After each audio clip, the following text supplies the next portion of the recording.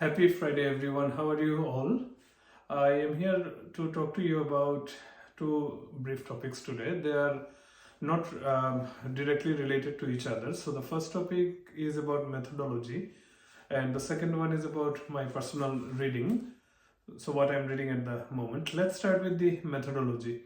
So, when you talk about change management or project management, we hear a lot of different types of methodologies. For example, ProSci, McKinsey, Kotter, Lewin model.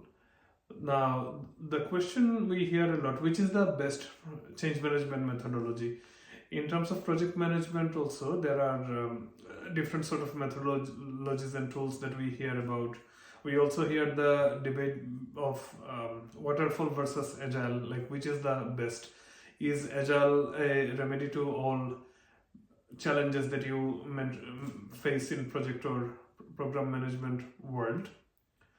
Now, one thing I'd like to say, it's very difficult to define a methodology as the best. The first thing we need to take into consideration is what's the context, what's the aim of the project, what sort of organization is trying to implement this project, and what's the nature of the culture, like what's the zeitgeist. There are too many questions. There is no straightforward answer to this question. There is no universal definition of a best methodology.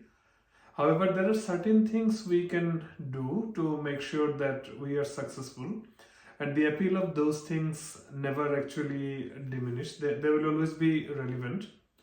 First of all, the commitment of the sponsor is very important. Active and committed sponsorship is very important. Secondly, how the teams are connecting with each other. The teams that are involved in implementing the project, they need to be talking to each other, collaborating with each other.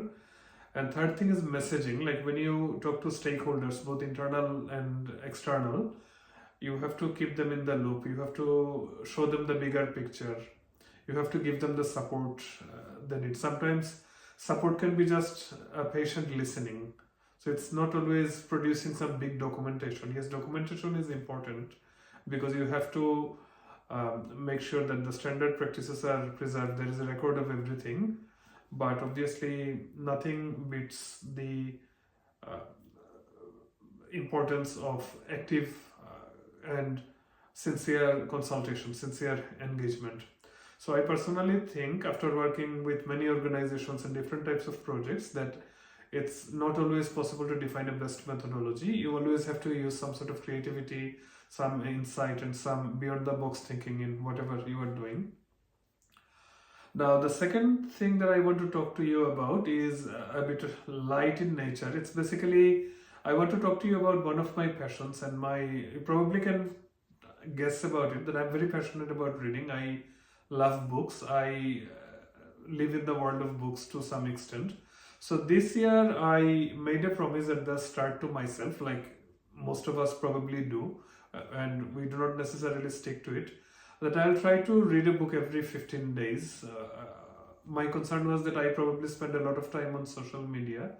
So I made a promise to myself that if not in a week, I will read at least one book every fortnight. Now, it did not occur the way that I was expecting it to be. However, I'm happy to say that I've stayed close to it. I have read some great books this year. I will briefly mention those names. So the best book I have read this year is, in my opinion, it's known as The Tale of Genji. It's actually the English version of a Japanese masterpiece, originally known as Genji Monogatari, written about 15 or 1600 years ago. Many people believe that this is the first novel of the world. Second book that I read and I enjoyed is The Penguin Book of Italian Short Stories. Again, it's translated by eminent writer, Indian-American writer Jhumpa Lahiri. She also received a number of prizes in the last few years. She became famous as the author of The Interpreter of Melodies, but we'll talk about it separately. Another great book I've enjoyed thoroughly reading is Never Let Me Go by Kazuo Ishiguro. He's of Japanese origin, but he lives in the UK and he writes in English. And the fourth one I have started reading, but I haven't finished it yet.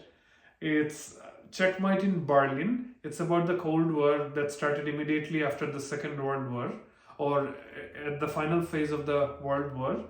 It's by Giles Milton. I plan to do some writing or maybe some small talk on these at some stage. But for now, I stop here and I wish all of you a nice weekend. And especially those of you who are in Australia, in most of these states, we are actually having a long weekend. So enjoy the weekend and never forget self-care. So on the weekends, please do some exercise, sleep a bit longer, eat well, watch movies, spend time with your family, and always be happy. Thanks for listening to me and hope to see you again next week. Thank you.